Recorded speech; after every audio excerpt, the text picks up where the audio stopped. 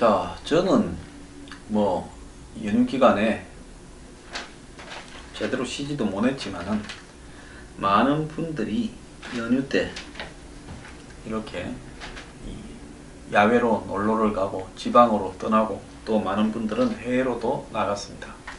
해외로 나가지 못한 많은 대부분의 국민들은 아마 여러가지 형태의 가족 모임이나 나들이를 잡고 있었을 건데요, 계획을요. 그런데 지금 살인적인 미세먼지가 덮치면서 지금 난리가 나버렸습니다. 이번 미세먼지는 연휴 기간 5일에서 7일 사이에 절정에 달했었는데요. 서울만 놓고 보면 5일 어린이날이 271 마이크로그램, 그리고 6일이 423 마이크로그램, 그리고 7일 어제가 194 마이크로그램, 오늘 현재 서울이 182 마이크로그램입니다. 그래서 토요일날 같은 경우에는 긴급 재난경보가 이렇게 발령이 되면서 웬만하면 나가지 말라고 이야기도 지금 정부 측에서 했습니다. 자, 노약자들 같은 경우에 그런 미세먼지 농도에 나갔다가는 당장 몸에 이상이 올 수가 있습니다. 그냥 황사먼지와 미세먼지가 다른 것은, 미세먼지는 점막 등을 통해서 몸속으로 들어가서 꼭 기도가 아니라요, 코가 아니라 한마디로 피 속에 이렇게 피 속에 녹아들면서 혈관을 따라 돌 수 있기 때문에 평소 이 몸이 약한 사람들이나 한마디로 노약자들은 굉장히 어려운 상황에 처할 수 있습니다. 이러다 보니 이 휴가 계획이나 나들이 계획을 잡았던 사람들이 다 취소하고 가족들 간에 싸움이 벌어지고, 사람들이 좀 있는 사람들은 깝깝한 집을 떠나서 호텔에 가서 쉬려고 호텔에 전화하니까 호텔에는 방이 하나도 없다 했고, 애들을 데리고 있는 부모들은 집에서 애들하고 있으니 짜증나고 싸움만 하니 이 키즈 카페라고 한마디로 공기청정기나 이렇게 산소 공급이 되는 그런 어떤 카페에 나가기도 했습니다. 그런데 지금 이번에 이 미세먼지가 극심해진 부분은 중국 수도 베이징에 지난 4일 미세먼지 모래 폭풍이 닥쳤습니다. 그래서 한국에도 곧 영향을 미칠 거다라는 보도가 나오기 시작을 했습니다. 자, 중국의 미세먼지 농도가 4일날 5월 4일 기준으로 2000 마이크로그램, 이건 사람이 살 수 없는 겁니다. 아마 멀쩡한 사람도 오래 세워놓으면 죽어버릴 겁니다. 초미세먼지는 600 마이크로그램이 나왔습니다. 세계보건기구에서 미세먼지에 대해서 위험하다라고 권고하는 기준이 50 마이크로그램입니다. 자, 4일날 한국의 전국 미세먼지 농도가 31에서 80 마이크로그램이었는데요. 환경부는 미세먼지 농도 151 이상을 매우 나쁨으로 규정하고 실외 활동을 가급적 하지 말라고 이야기를 하고 있습니다. 인민일보는 2년 만에 가장 강력한 모래 폭풍이 불어왔다면서 짙은 먼지 탓에 가시 거리가 1km 미만으로 줄어들었다. 그래서 이날 베이징에는 비행기도 앉지 못했던 걸로 알고 있습니다. 심한 안개 끼인 만큼 미세먼지가 이렇게 뒤덮은 거죠. 그래서 중국에서도 베이징 같은 경우에 미세먼지에 대한 어떤 기준이 매우 허술함에도 불구하고 밖에 나가지 말라고 이렇게 보도를 했는데요. 중국 북부에 있는 고비 사막에서 미세먼지가 불어닥쳤다. 중국은 그렇게 말을 하고 있습니다. 그래서 바람의 방향대로라면 4일날 베이징이면 5일날 6일날 한국에 밀어닥친 것이 맞죠. 그래서 6일날 423이나 되는 서울에 미세먼지가 닥쳤던 겁니다. 그런데 중국이 이 관측소 인근에 물대포를 쏘아대어서 미세먼지 측정치를 조작했다라는 내부 보도까지도 나왔습니다. 제가 오늘 지금 이 방송을 하고 있음에도 불구하고 코끝이 간질거리고 또 눈꺼풀이 무거우면서 몸이 굉장히 무거운 상태로 사실 오늘 아침에도 일어나기가 어려웠습니다. 자, 저도 이 지난 주말 이틀간은 문을 한 번도 열지를 않고 있었습니다. 자, 그러면 미세먼지가 오면 문을 열지 말라고 이야기합니다. 매우 심한 상태면요. 그러면 문을 열지 않고 있으면 공기청정기를 가동한다 하더라도 사람이 내뿜는 이산화탄소가 집 밖으로 나가지 못하고 안에 갇혀 있습니다. 그러면 집안에서 산소가 점점 줄어들면서 이산화탄소로 가득 차고 또 집 내부에서 요리를 하거나 청소를 할 때 발생하거나 사람이 움직일 때 발생하는 미세먼지는 또 새로 또 발생을 합니다. 그러면 도대체 이 상황에서 사람이 어떻게 견딜 수 있는가? 그래서 1, 2분을 환기를 하더라도 잠깐 하루 2, 3차례 열어놓고는 곧바로 문을 닫아라라고 이야기를 하기도 하는데요.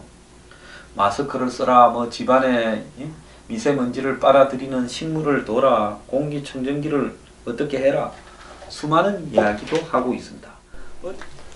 어제는 제가 옛날에 병원에 있을 때 쓰던 산소 공급기가 생각이 났는데요. 아니나 다를까 요즘에는 집에 한마디로 미세먼지 때문에 환기를 아예 안 하고 산소를 공급하는 산소 발생기를 쓰는 집도 있다고 합니다. 공기청정기는 날개에 돋친 듯 팔려가고 있다고 하는데요. 어지간한 용량의 공기청정기로 과연 집 내부의 미세먼지나 이런 부분을 제대로 잡아내는가도 사실 좀 의문도 듭니다. 자, 그래서 미세먼지로 많은 사람들의 건강이 지금 나빠지고 있는데요. 이 미세먼지를 갖다가 예방을 하려면 미세먼지가 높은 날은 가급적 환기를 하지 말고 공기청정기를 가동해야 되는데 이 공기청정기도 작은 게 몇십만 원이고 큰 거는 100만 원도 더 합니다. 자, 황사를 막는 제대로 된 마스크는 가격이 3, 4천 원도 더 하고 있습니다. 그래서 젊은 사람들 같은 경우에 이 황사 마스크를 안 쓰고 있다. 뭐 어제 시내에 보니까 어떤 언론에서 10명 중에 한 2명만 쓰고 있더라. 토요일날 제일 심했을 때요. 그래서 왜 안 하냐 하니까 아니 뭐 그거 할 돈이 있으면 뭐 딴 데 좀 쓰겠다. 또 노인들도 파고다 공원에 그대로 나와 계시더라는 거예요. 10명 중에 한 2명만 마스크하고. 그 미세먼지 마스크, 황사 마스크 쓸 돈 있으면 국수 한 그릇 사 먹겠다. 이렇게 이야기를 한다는 겁니다.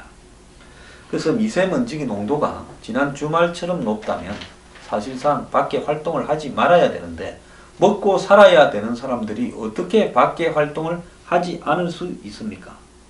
자, 건강한 성인이라면 미세먼지에 있다 하더라도 당장은 타격이 오지 않겠지만은 노약자들은 금방 데미지를 받게 되고 솔직히 요즘 뭐 돌아가시는 분들 중에 상당한 숫자는 정확하게 미세먼지가 직접적인 사인은 아니겠지만은 갑자기 심근경색이 온다든가 뇌경색이 온다든가 여러가지 혈관 질환이 생기는 부분 또 이 폐암이나 각종 폐에 지장이 오는 부분 이런 부분들은 전부 미세먼지가 기본적인 원인이었을 가능성이 매우 크고요. 그 다음에 감기, 눈의 증상, 목 통증 등도 다 미세먼지하고 관련이 있을 거라고 보고 있습니다.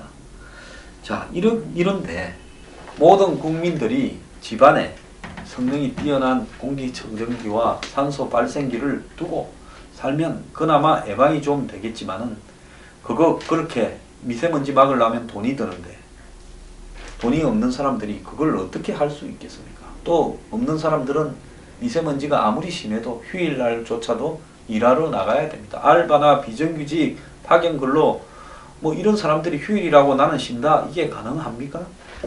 자, 이런 상황에서 결국은 있는 사람은 미세먼지에 대해서도 호텔에 가서 쉴까 이렇게 하게 되고 없는 사람은 딱 있는 사람 다시 있는 사람은 미세먼지가 이렇게 심해도 자, 호텔에 가서 쉴까? 집에 산소 발생기나 공기청정기 다 가동해라 하면서 이렇게 그 피해에서 좀 벗어날 수도 있겠지만은 없는 사람들은 한마디로 미세먼지에서 제대로 이렇게 버텨낼 수가 없습니다. 자, 공기청정기 하나만 하더라도 렌탈을 하면 몇만 원씩 주어질 건데 지금 가게에 한 달에 이런 어떤 지금까지 공짜로 생각하던 숨을 쉬는 것도 이제는 돈이 드는 시대에서 정말 정부 차원의 저는 공기청정기 보급이라든지 더 나아가서 산소 발생기 공급을 좀 해야 되는 거 아니냐, 저는 그렇게 생각합니다. 저도요, 이게 폐가 워낙 안 좋은 사람이고 노약자라서 산소 발생기에 대해서 알아보니까 국민건강보험공단에서 산소 발생기를 폐질환 환자한테만 90%의 비용을 보조해 준다고 되어 있는데 저는 폐는 안 좋지만 폐질환 환자로 진단받은 게 아니라 신장질환자로 진단을 받았습니다. 저도 혈액순환에 문제는 있는 사람이죠.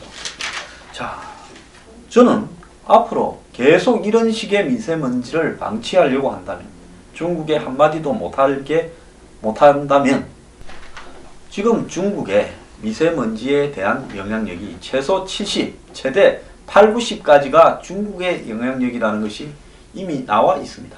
중국은 고비 사막에서 날아온 모래 때문에 그런 걸 자연 때문인데 우리가 어떡하느냐. 우리가 공해나 환경으로 인해서 발생시킨 것은 매우 적다라고 이야기를 하고 있습니다. 물론 조선시대 때 기록에도 황사현상에 대한 기록이 조선실록에도 나옵니다만은 중요한 것은 그런 일시적인 황사에 의한 한마디로 황사현상과 요즘 나타나는 초미세먼지 현상은 근본적으로 다르다는 겁니다. 지금 대선 후보들이 너나 할 것 없이 전부 미세먼지 대책을 말로는 언급을 하고 있습니다. 문재인 후보는 정상급 의제로 한중 간의 격상을 시키겠다. 중국의 환경 외교를 강화시키겠다. 한중일 정상회의체를 운영하겠다. 안철수, 유승민은 이렇게 이야기를 하고 있습니다.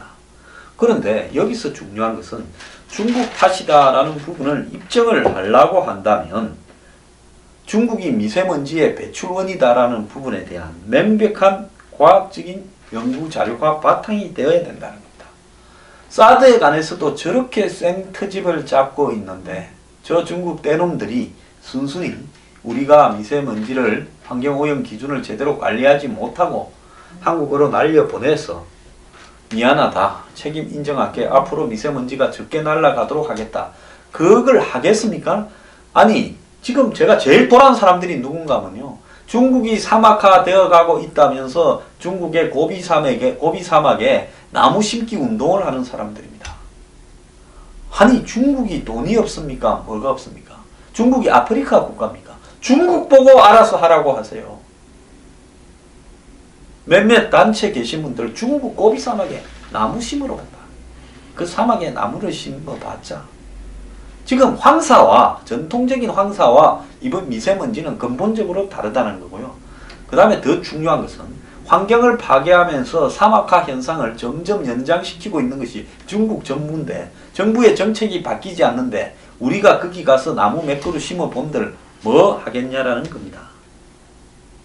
자, 중국이 이 문제를 인정을 하고요, 공동 연구를 하자든지 이런 문제에 대해서 또 국제사회에서 중국에 대해서 압박을 해야 가능하고 중국의 환경오염 기준을 위반하는 회사의 상품을 사지 않겠다라고 수입 수출도 하지 않겠다라고 이렇게 압박을 해야 가능할 거라고 보고 있습니다.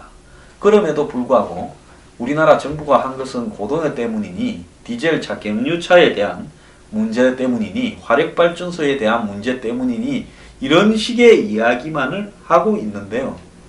자, 일본에 가보십시오. 일본이 한국보다 공업화가 더 되어 있고 산업화가 훨씬 더 되어 있는데도 한국보다는 공기가 훨씬 좋다.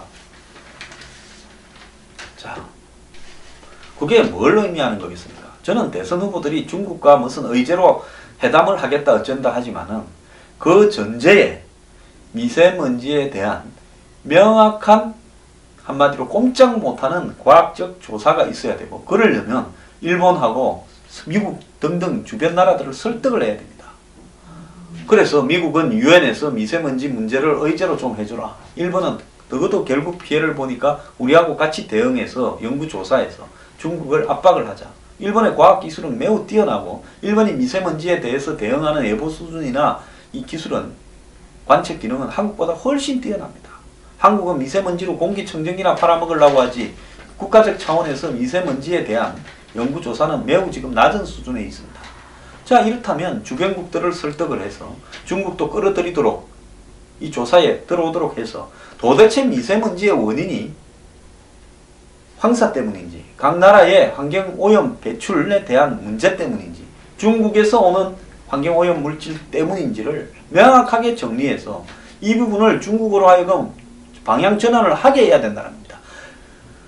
수조, 수천조를 해외에 투자를 해서 수출해서 돈 버린 돈을 가지고 전 세계에 뭐 니카라과까지 가서 운합한다고 지랄하는 나라에서 미국에 무슨 영화사를 다 사들여서 할리우드를 장악했다고 주장하는 나라에서 왜 자국의 미세먼지 발생에 대해서는 저렇게 무책임한가 하는 겁니다.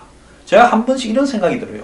중국의 시진핑을 비롯한 주요 권력자들은 도대체 어디에서 숨을 쉴까? 저것들은 길거리를 나다니기나 할까? 과연 베이징에 살기나 한가? 솔직히 중국의 미세먼지를 발생시키는 대기업주들은 집마다 산소 발생기 다 두고 완전히 차단을 해서 하고 있다고 듣고 있습니다. 그들은 중국에서도 공기 좋은데 별장을 두고 해외 별장을 두고 다 왔다 갔다 하면서 살고 있습니다. 자, 한국의 미세먼지 이 문제는요. 지금까지 한마디로 비용이 들지 않는 공유 자원이라고 생각을 했던 이 탄소가 이제는 돈이 들어가는 기준으로 바뀌고 있다는 부분에 대선 후보들이 이렇게 생각을 해야 됩니다. 과거에 우리가 물이 돈이 들지 않는 부분이라고 봤지만 이제 물이 뭡니까? 돈이 들어가지 않습니까? 생수를 사 먹어야 되거나 안 그러면 정수기를 갖다가 이렇게 사거나 렌탈을 해야 되는 상황이 되었습니다. 이제 공기도 공짜로 마시는 게 아니라 한마디로 비용을 지불을 해야 되는 부분으로 바뀌어가면요. 정부의 정책도 물과 공기에 대한 어떤 정부의 정책도 바뀌어야 된다는 겁니다. 이것을 돈을 주고 사야 되는 시대가 되었다면 서민들에 대해서는 빈곤층에 대해서는 물과 공기에 대한 정책을 새로 세워야 된다는 겁니다. 즉 정부 차원에서 대량으로 공기청정기와 정수기를 국민들에게 보급을 하고 거기에 대한 일정한 정도의 보조가 들어가야 되는 부분, 그렇게 하는 것이 결국은 국민들이 미세먼지로 인해서 병에 걸려서 노동력을 상실하고 한마디로 의료보험을 과다 청구하게 되는 이런 부분을 막는 거 아니겠습니까? 자, 미세먼지 대책이 물과 산소도 공기도 정부 차원에서 한마디로 지원을 하겠다라는 걸로 바뀌어야지. 중국과 회담하겠다. 헛소리하지 말길 바랍니다. 대선 후보 이제 미세먼지 대책에 제1의 국정과제로 나서주길 바랍니다. 숨은 쉬어야 노동을 할 거 아닙니까?